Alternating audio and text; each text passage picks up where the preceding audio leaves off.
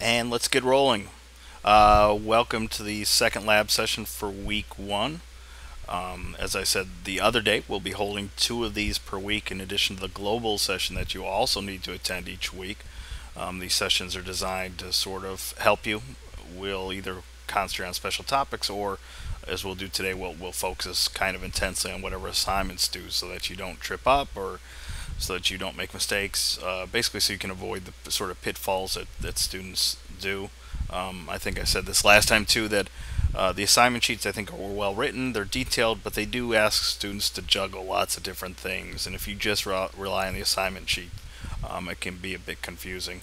I'll get back to the Diigo assignments that you need to complete for this Monday because I want to make some comments about that in particular. I got some mixed messages last time about how deeply some instructors were going into that assignment during the global session.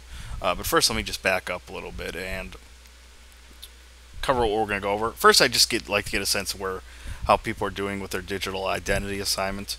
Then I will take us through the other major assignment, both of which, by the way, are due on Monday.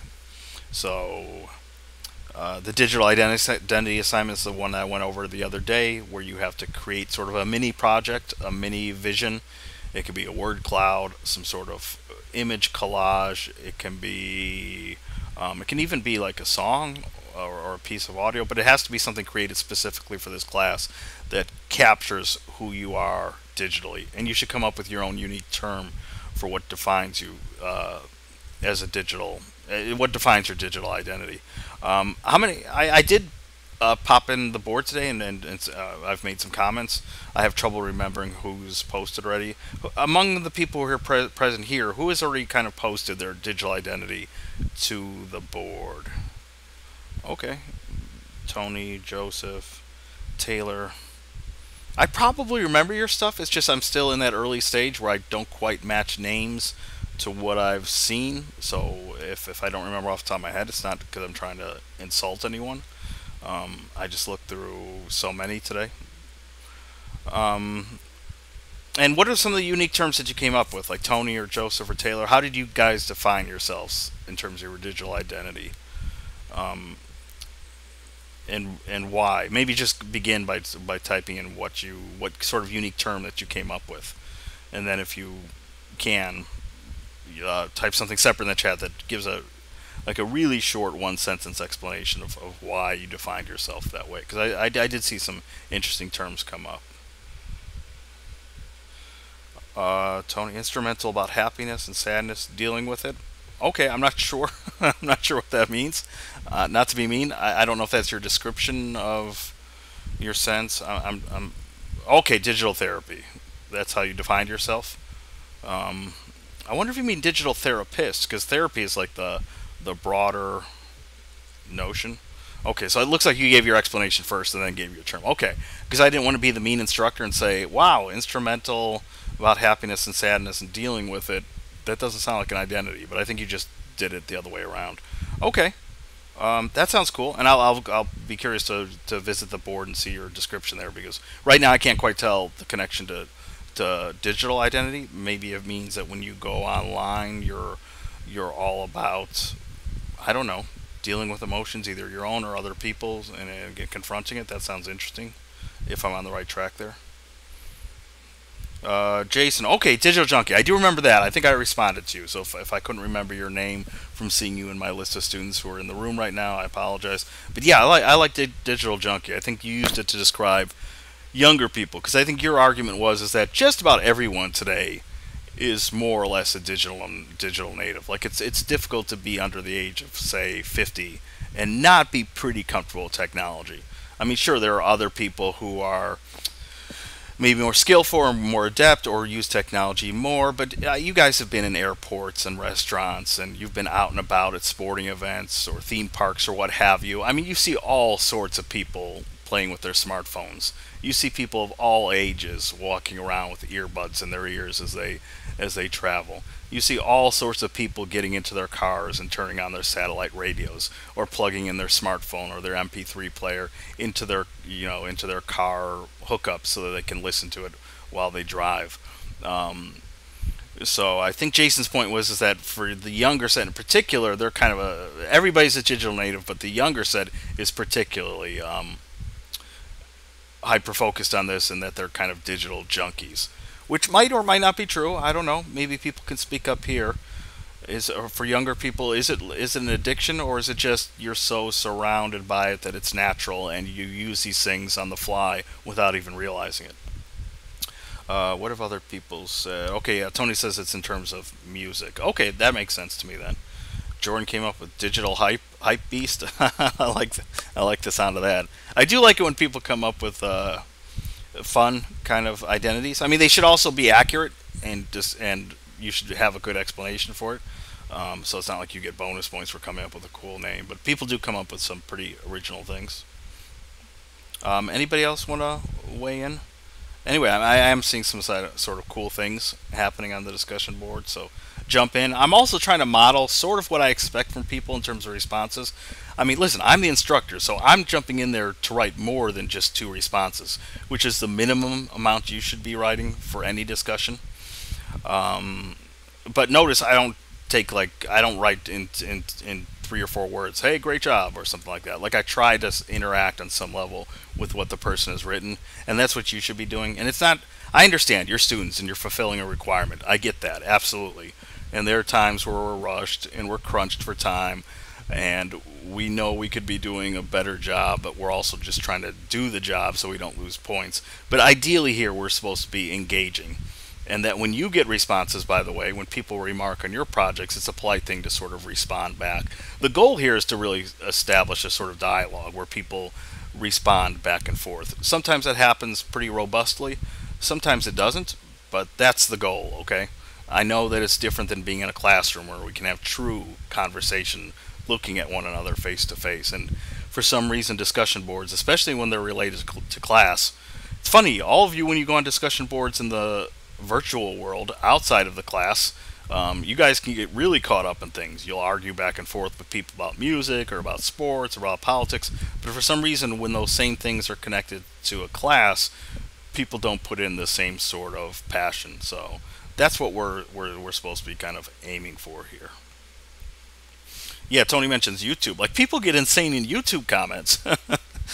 I won't mention which one, but like someone just made like a homophobic slur, which is not good. We'll get into these issues like how to act appropriately online.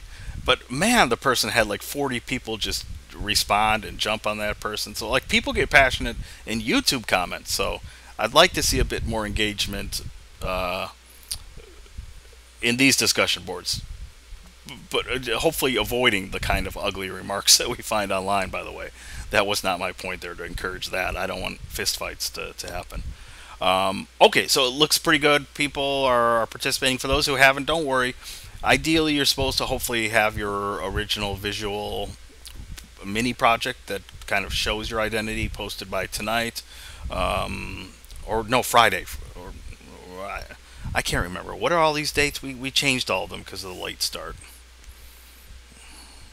Tonight. Okay, thank you, people. Yeah, and then you have until Monday to respond to at least 2 other people. So you should probably get moving on that if you haven't already.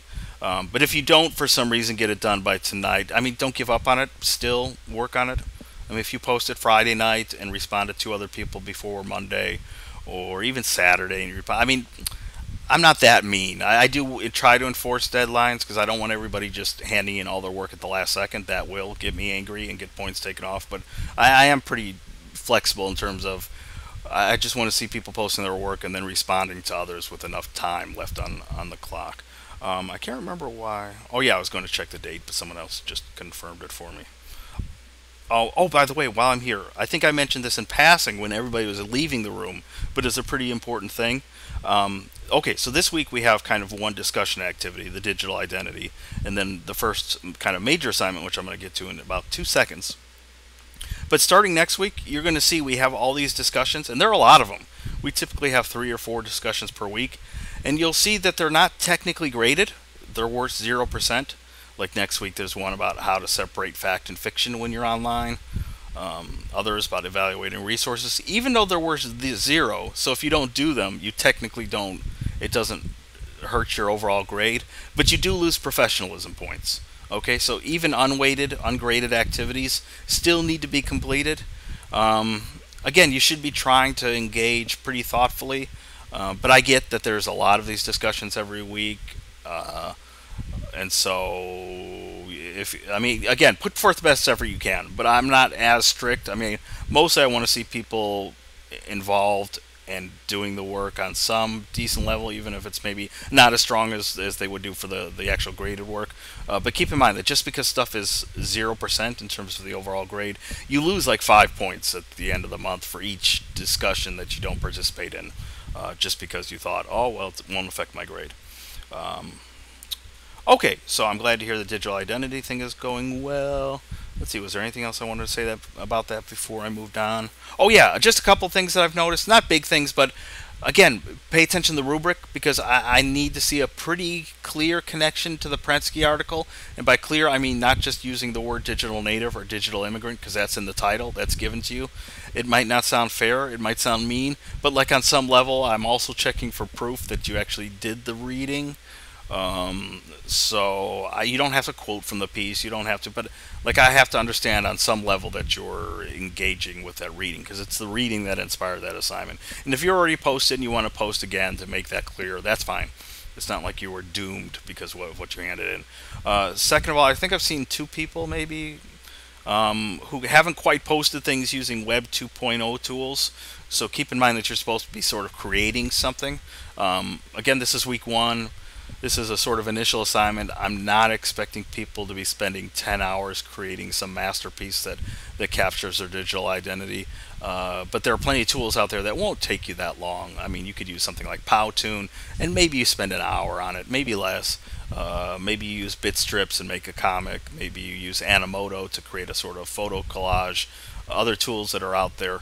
But you should be using some sort of tool to create something that stands for your vision, okay? So I'm already seeing a couple examples where the things aren't quite doing that. Joseph says he lost his chat box. Yeah, I think that happens when you click somewhere else and it closes and you freak out because you think that it's gone. That happens to me sometimes when I forget where things are, like the lists of who's in the room. Yeah, Powtoon's super easy to use. Like, I love Powtoon. Powtoon is awesome. Like, it's one of those really, really simple things. Like, if you can use PowerPoint, if you can use, what's another good example? Bitstrips. Like, if you can basically drag characters onto a screen, if you can add text to a slide, you can do Powtoon. The difference is Powtoon animates what's on the presentation screen. It happens in real time, and characters can move. They can slide in and off the page. It's pretty awesome. Okay, I should have had that slide up, digital identity. Let's talk about this week's assignment. The other day I not freaked out, but I sort of had a small panic attack because some people were telling me that the global sessions were walking students through the assignment. I watched the Mark Chapin session. I know that there are several sessions shown throughout the week, but the Mark Chapin session, which I sent out a link to for everybody, I watched that this morning, and he didn't go that in depth into it. He basically showed you where Diigo was and went through a lot of the real basics. If people want to send me a private message telling me if there's an instructor out there who's going way too much into the specifics of the assignment and walking students through it, feel free to kind of send me that. I'm not going to get the person in trouble, but they shouldn't be doing that in the global sessions because it sort of robs us of what we want to go over. But I am going to still stick to my plan and go over the 1.5 assignment that's due Monday. It's the first major assignment. It's worth 15% of your grade. Like I said, Mark Chapin's didn't really get into the assignment.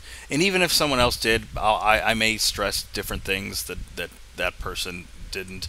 I'll highlight things that you need to be careful of so you don't lose points. And not everybody's able to attend these sessions live, so they might be relying on, for example, the Mark Chapin's recording, the link that I sent out, or they might rely on my sessions more than what happened. But yeah, if there really was someone, I think someone might have used the female pronoun she last time. So if there is, for example, a woman who is getting way too into the Diigo assignment, you can just send me a message and let me know. Even through the GoTo training panel here, you can send me a message. Okay, so let's talk about Diigo, right? So you probably know from the global session that Diigo is this website that allows people to tag, organize, highlight, and book material found online. And I think in the Shaping session he even said that, okay, you might think that your internet browser already bookmarks stuff, and it does, but it doesn't give you the full range of tools that Diigo does. By the way, don't confuse Diigo with Dingo, okay? Dingo is a free-ranging wild dog that lives in Australia. So there's a picture of a dingo.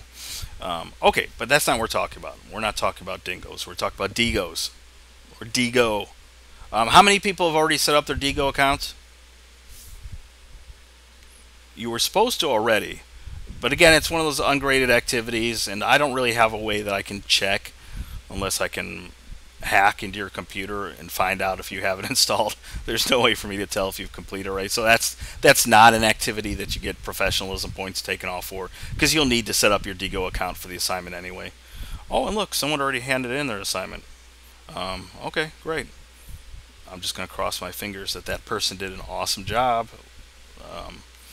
Okay, so if you go to the Diigo website, it looks like almost everybody here has set up their account, so I won't get into how to set up an account. Again, I think the global session went over this. When you set up an account, you get like a little button that you just drag into your toolbar, and it becomes the Diigolet. So I have my Diigolet up here, right, and it opens up the full menu item. But if we look at the assignment sheet itself, I'm not going to go over every word on the page, but it explains the gist. But here's my point. Here's why I said that I think the assignment sheets are awesome. They're well written. They're incredibly detailed. But if you don't have someone walking you through it at least a little bit, like I'm going to do today, it can get a little bit confusing. I'm missing some things in the chat. Someone just said yeah, but they need to play around with it. Okay, yeah. So if you just rely on the assignment sheet, it can seem confusing because look, it says log into your Diigo account. In my library, create a new list called DGL vocabulary. Find resources that define each term. Highlight them. Add tags to your bookmarks. In the list, create a section header. Within that header, create a unique definition. Like if you don't see these things happen in real time, it can seem a little bit overwhelming. So what I'm going to try to do here is explain a little bit what these steps mean and are, because who said it? Diane says she still needs to play around with Diigo. Yeah, and sometimes if I do have one small critique of Diigo, and I could be wrong, it might just be me, but I find that it's incredibly easy to use, but for some reason it's not maybe as intuitive as other programs for people who are using it for the first time. So that's why I like to walk people through things. And finally, you'll need to create a separate document where you choose 5 of the terms and use them in a sentence to show understanding or context. By the way, here's what we're talking about. I think we have 20 terms here. Okay, everything from digital literacy to blogging. You have to go through all 20 of these terms. So there's sort of tip number 1. Students lose points because they get confused about the various points of the assignment sheet. They see that there's something about writing 5 sentences where you use 5 of these terms in context to show understanding, and for some reason they think that they only have to use 5 of these words overall for the entire assignment. And no, that's wrong. You'll lose massive points if you do that. When it comes to defining these things and adding them to your Diigo list, you're going to deal with all 20 of these terms. Okay, it's just for that last step where you show understanding, you're going to take 5 of these words and use them in a sentence. Or you can be playful and use them in a set of lyrics or a short poem or something like that. But you're going to show understanding by using them in context. Okay, so what do we essentially need to do? I'm going to choose one of these terms at random. I don't know. I'll use wikis. So let's head to the Google machine.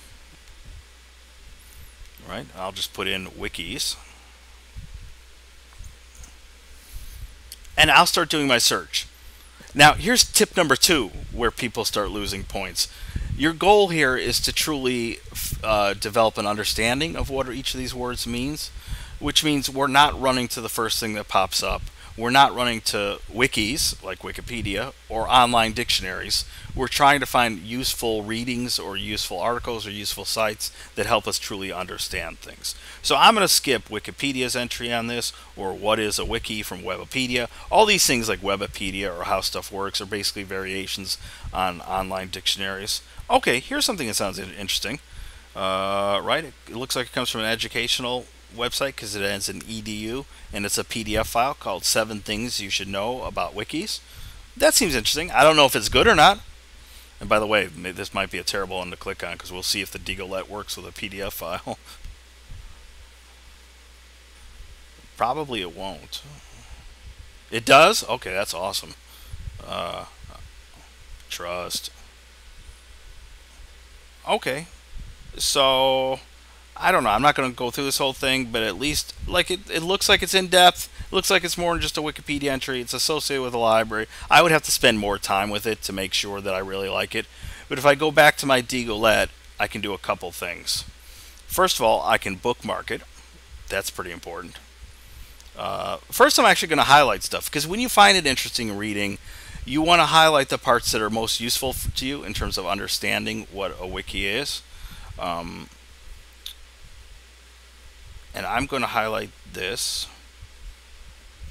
See, now you guys lied to me. It's not going to work. This always happens. Also, I make the same mistake every month where, like, here's another tip. Diigo hates Safari, which is Mac's browser, and I always begin this session using Safari, and I forget that I should just use Firefox instead. Let me see if it works better with a non-PDF site, or if it's just Diigo Lab acting up with my... If not, I'll switch to Firefox real quickly. Let me go to the next page in my Google search. Sorry. Minecraft Wiki. Ooh, that sounds cool. The problem with wikis is that, okay, teachers first. Wiki walk through the basics. Okay, so this is for teachers.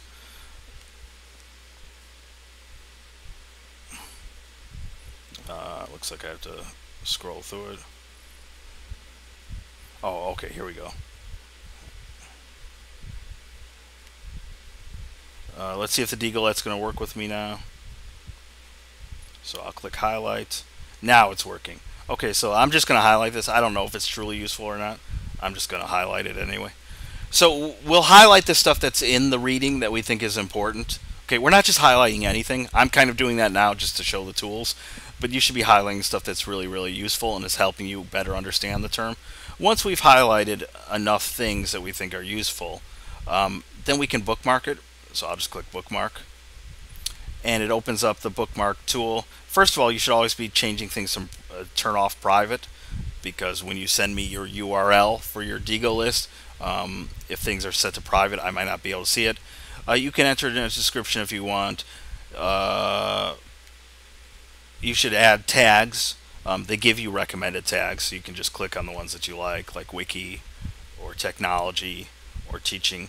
But by the way, these are all 3 steps that have to be completed, okay? We highlight stuff, we create a bookmark for it, we add tags. So you need to do all 3 of those things. Because some people just wander to a site and click save bookmark, and they're like, okay, done, next. And that's not what the assignment is asking. We want you to show us that you know how to use the full range of tools. So I'm going to go ahead and click on save bookmark. Okay, and if I go to my Diigo library, by the way, I don't have to go to the Diigo site. I'm going to turn the Diigo site off. I can also just choose my library from the Diigo menu, and it will take me there. Okay, and there's what there's a website I found, and here's the stuff that I highlighted. There are other cool tools. You know, you can add sticky notes to whatever you are reading. There are other functions, but these are the basic functions you need to sort of show that you understand for this assignment. By the way, Diigo really is useful. Some people forget all about it after this class, but I find it useful when I'm reading something. And in the old days, if I didn't underline like a sentence or a paragraph in a physical book, or if I just didn't, or if I found something online, I just had to remember where an interesting part of the article was. But now you can actually highlight it and remember where it was. So that's how it's kind of useful. Okay, now that we're in the library, we need to do something else, which is to create a specific list called DGL vocabulary, because the problem is, as you'll see, Diigo creates automatic entries, like it's just, you have no choice. I mean, you can delete them, but they'll just show up again. They sort of get added to your account no matter what. And if you have a whole list of stuff, including maybe stuff you've been searching for on your own, then it's difficult for me to see the DGL specific items within your list. So we're going to create a dedicated list called DGL vocabulary. So next to my lists, you just click on the plus tab and you create a new list. We'll call it DGL vocabulary. Okay. So boom, and it even gives you a little tutorial there, like you can add bookmarks to your list. And by the way, now whenever you open up the DGL Lab, you could skip steps, and when you click on bookmark, let me move this control panel out of the way. It's not going to come up probably because I already saved this one. Let me see if it works on a different page. Bookmark. Yeah, it comes up with add to a list. I don't know why my options aren't appearing here. Maybe it's just because Safari is being silly with me. But typically you have a pull down menu here where you can just choose DGL vocabulary and add it there. But if I go back to my Diigo account, okay, I've got my list. And let's see, if I just go back to my library, and if I find the thing that I liked, remember, here's the thing that I bookmarked. Now I can move it. I can just click on the box to the left and click on Add to List and put it in DGL vocabulary. Okay. Now the weird thing is, I think it also continues to stay here. But the important thing is, if I click on DGL vocabulary, it will show up, and my highlights are there. I just need to click on it. Okay. So does all that make sense? Is that pretty easy to follow? Okay, but we're not done. We also have to create section headers, because here's the other part of the problem. Let me grab another word off this list. I'm going to do this like 2 shakes of a lamb tail. Let me pick, what's a good one? Malware. Let me choose that one. Malware. Okay. So, again, I'm going to skip Wikipedia. By the way, the rule is that if I see Wikipedia or online dictionary type sites happen a couple times throughout your bookmarks, that's okay. What I don't want to see is one appearing for every single item. Okay, so we need to find useful things. Okay, I don't know if this is good or not, but I don't want to waste too much time. So let's say this thing from Norton, a security company, is useful, even though it looks more like a dictionary type thing. But okay, I'm just demonstrating an example. So let me go to my DGL Lab. Let me add this real quickly. Okay, so let me pretend to highlight something, blah, blah, blah, blah, blah, and it, blah, blah, blah, blah, blah. Okay, and we'll bookmark it. We'll add some tags, malware, virus. Oh, look, DGL, awesome. I'm going to put that in there. And I'm going to add it to my DGL vocabulary list, right? So I can do that right from my menu items and save it. Okay, so I go back to my list. And I'm going to cross my fingers that it's actually there. Yep, good. Okay, here's the problem that's going to happen. When you get 20 items, like, I can't see things. Like, they all look the same, right? And then it drives me crazy because I have to think, okay, I guess this is the wiki and this is malware. I mean, I can figure it out, but it takes time. So what we're going to do is we're going to create section headings to separate the different terms. So all you have to do is up top is click on Add Section. Create a section heading, so wikis, and in the description box you are going to create you're going to create a definition in your own words. Okay, so here's another tip: you're not copying and pasting one of the definitions that you found online. Based on what you've learned so far, you're going to enter definition. I'm not going to do it. I'm just going to type definition goes here and click on Add Section, and boom, we have a section. Okay. And I can add another section for malware, right? Malware. Definition. Oops. I'm so anal retentive, like it drives me crazy if I miss a capitalized letter. Definition goes here. And look, we can move things around, because right now you might be thinking, oh, these headings are smashed again. Oh, no problem. We just slide this down, right? Or, let me put that back where it was. We can slide things up. In theory, get up there. Okay, screw it. I'm just gonna. Stuff moves. That's my point. If you play with it enough, stuff moves. Okay, so I don't know why that one wasn't moving there, but the stuff moves. So now everything's organized. Wikis, everything. Well, no, I got that backwards. That's supposed to. Wikis goes there. Malware goes there. Okay. Yeah, actually, it's a good thing to see me screw up a little bit because it means that I can correct it on the fly, so you can see what I'm doing. And by the way, I'm just going to choose something at random here on malware to show something else. Like I said, but don't do as I say, not as I do, because some of these I can already tell I probably wouldn't necessarily highlight from. I'm just trying to show the technical side of what you need to do. So I'm going to just highlight this real quickly. I'm going to bookmark it, unclick private, again choose my tags, add it to my DGL vocabulary list, save it. And now if I go back to my list, I'll need to refresh. So there we go. Okay, I got lucky. The second malware thing appeared already under the malware heading.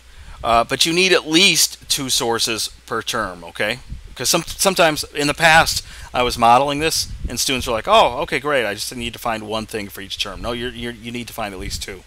And again, you should be avoiding as much as possible wikis and online dictionary type things because you can lose points for that.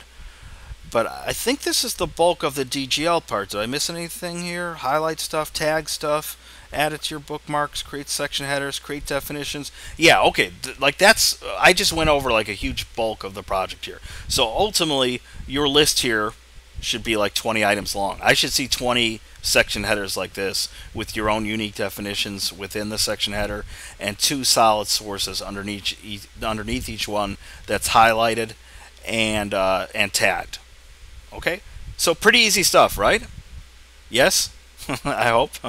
Sometimes I get worried because when I go over this, people still find it confusing. Yeah, it's super easy, but I'm telling you, if you just rely on the assignment sheet, that's where confusion occurs, and that's what drives me crazy because then I got to take off points because I go, uh-oh, where are the tags? Or uh-oh, you have a link, but there's nothing highlighted. Or uh-oh, there's no section headings. Or you have section headings, but there's no definition within the section heading box. So yeah, there are lots of things you have to click on, lots of things you need to do, but it's pretty easy stuff. So I don't want to see people trip up over this first assignment. Okay, so the other part of this, and by the way, let me give a quick example of someone's assignment from last term. We'll look at his sentences in just a second, but let's take a quick peek at his Diigo list. Yes, you may become my guinea pig in a future month, although I try to keep people's names hidden.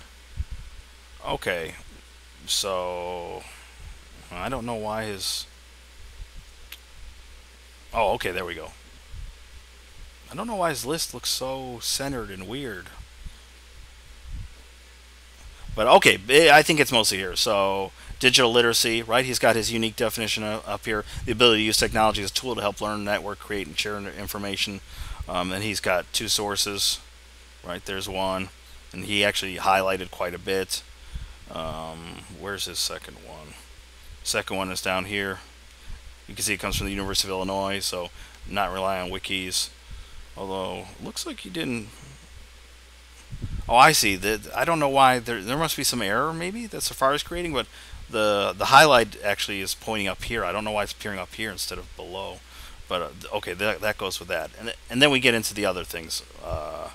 Okay, so digital citizenship. There's his 2 sources. And so on. Taylor says there's an error in the source code. Yeah, it's not appearing the way it should. But this is, yeah, okay, imagine that it looks like what I just created. Here I was going to give an awesome example, and it's all kind of messed up. But okay, you get the gist. What might be more instructive is you also have to take 5 of the words, not all of them, because I've seen that happen too, where students get confused, and they define all 20 of the words in context using a sentence, and I always say, wow, awesome. But I feel bad that you did all that extra work because you didn't need to do that. You just need to go to this list, grab 5 of these terms, and use them in context, okay? Uh, so his example is pretty strong because, okay, here's another problem I see. You're not redefining it, okay? You're not creating a definition for 5 terms because you've already done that. When you created your section headings within the Diigo list, you already came up with a definition in your own word. So you're not providing definitions here. You're coming up with unique sentences that show understanding through context. So, for example, Digital Law, he writes, pirating music is having an adverse effect on album sales in the music industry, is hurting because of it. It surprises me that people violate the digital law on such a regular basis, and it seems like there are not many consequences for doing so. Okay, so you know what context means, right? We should be able to more or less figure out what the word digital law means based on how it's used in the sentence. Right? Or I consider myself a digital native. Technology has been a large part of my life for as long as I can remember, and I could not imagine life without it. One of the issues I see here, one of the pitfalls to avoid, is either students are literally just providing a definition, which is not what I want, or they're just coming up with sentences that don't quite work. Let's see if I can make up one off the top of my head. Let me create a new blank document. So if I write something like, Wikis are awesome. They are such an important part of the online world. Like, okay, maybe it's a stupid question because it should seem pretty obvious, but why is that not the greatest sentence, or actually it's 2 sentences in the world? Like, why as an instructor would I be concerned and write some feedback? I mean, you'll get some points for doing that. It's not like I'm going to give you a 0, but why would I say that that's not, like, super awesome? Punctuation? How dare you say that? There's no punctuation problem here. This is a sentence. Wikis are awesome. It's short, but it's a sentence. They are such an important part of the online world. Oh, get out of here, Tony. Where does it need a comma? You're lucky this isn't an English class. I'm going to get to you guys if you're in my class, English class in month 4. Wikis are awesome. No, that creates a comma splice. If we put a comma here, we've technically slammed 2 separate sentences together using a comma. I know what you kind of mean. It seems like they kind of flow together, but grammatically they're actually 2 separate sentences. If we want them to read together, we can use a semicolon, because a semicolon is like an informal period. But that's not my problem. I'm not here to be a grammar hound. I only take off points for like massive problems, like when people just do this. Oops.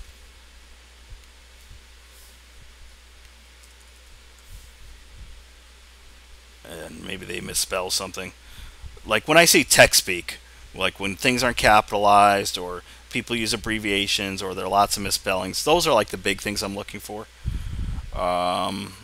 But okay, let's go back to the original question, which is, grammar aside, I'm not asking about grammar. Why in the bigger picture is there a problem with the use of wikis here? Okay, because I'm not going to take off points. Whoever said that, Tony, if you put a comma here, I'm not that picky.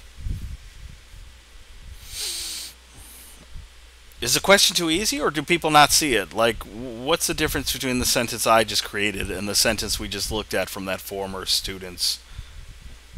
Okay, yeah, good, Michael. It doesn't capture what the word means. Right. Like, I could put anything here. I could put discussion boards. I could put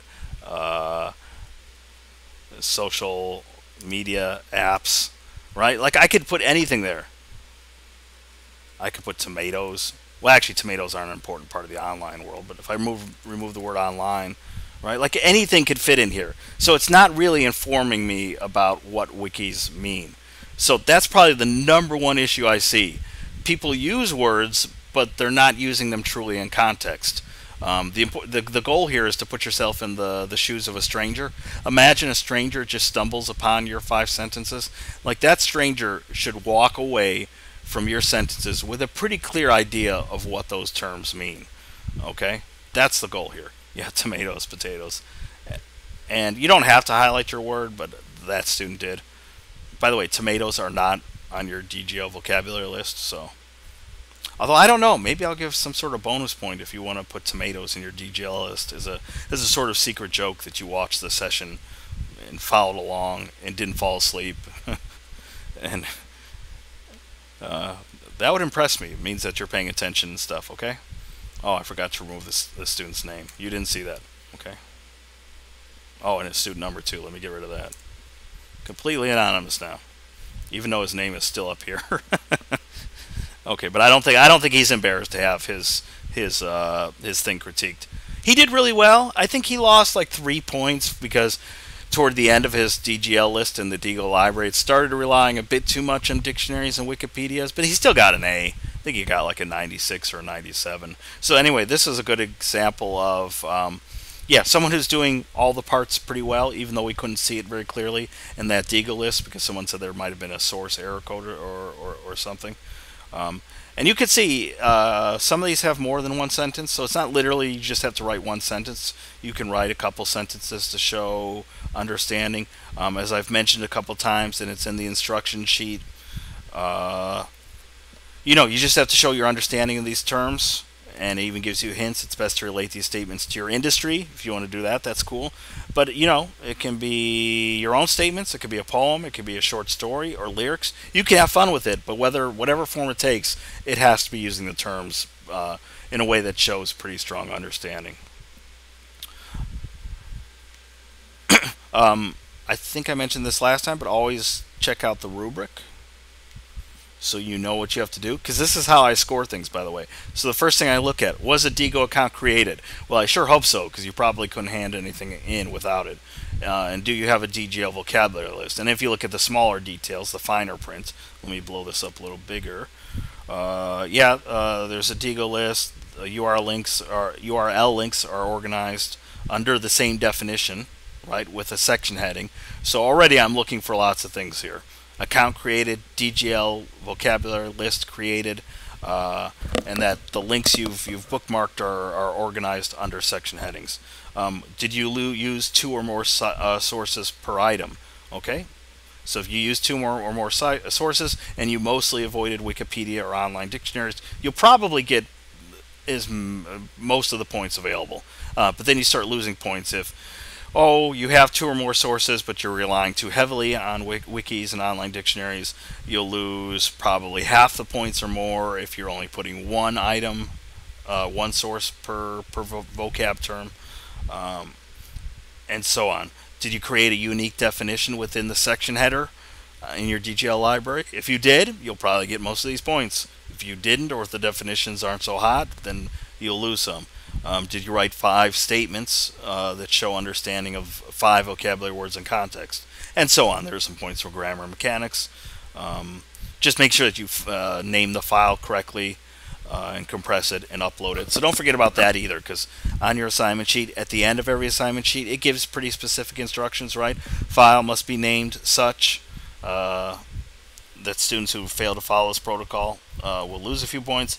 That you're going to compress your file, basically meaning you're going to zip it, and it tells you everything needs to be contained, right? Your name, your student number appear on everything that you hand in, your statements of understanding, and your URL to your Diigo list. Okay?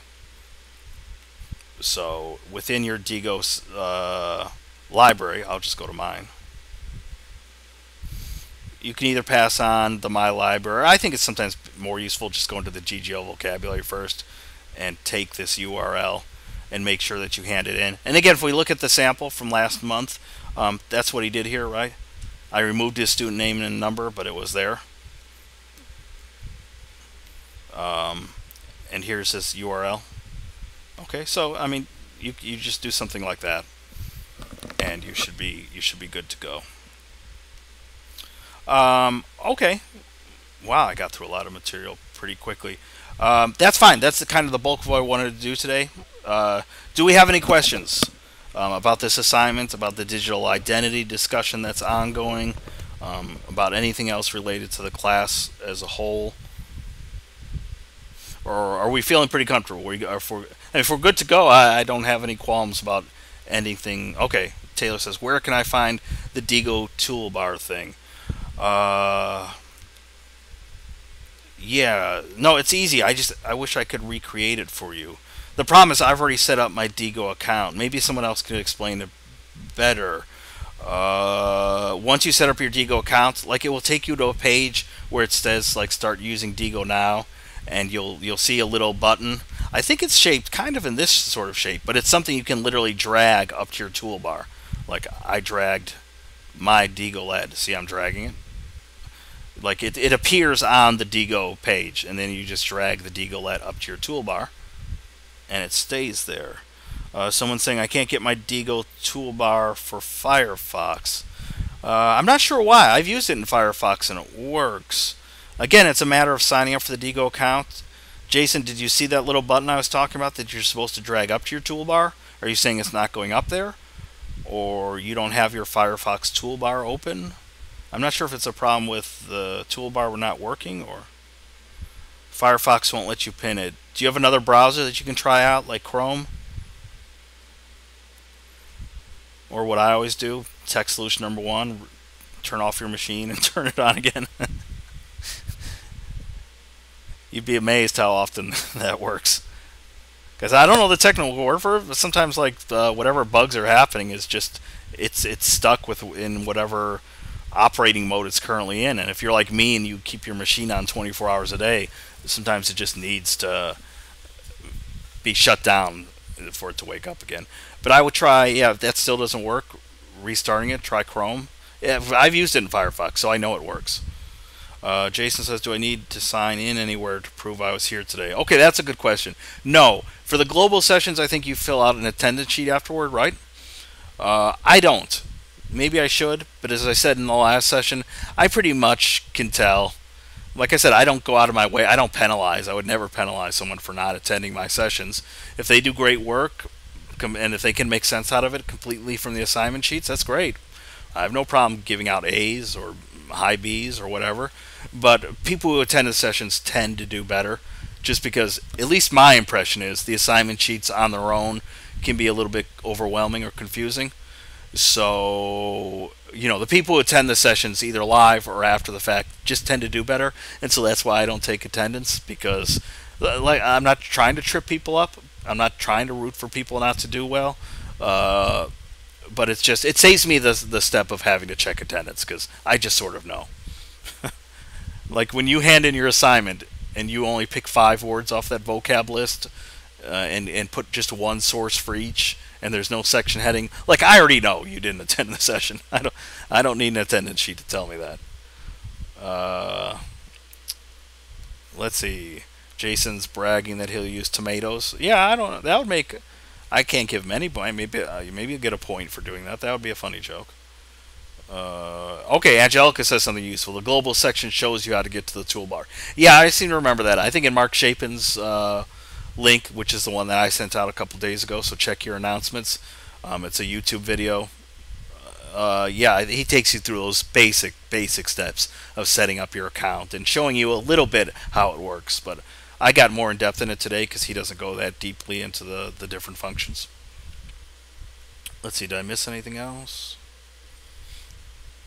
Any other questions, people, or are we feeling pretty good?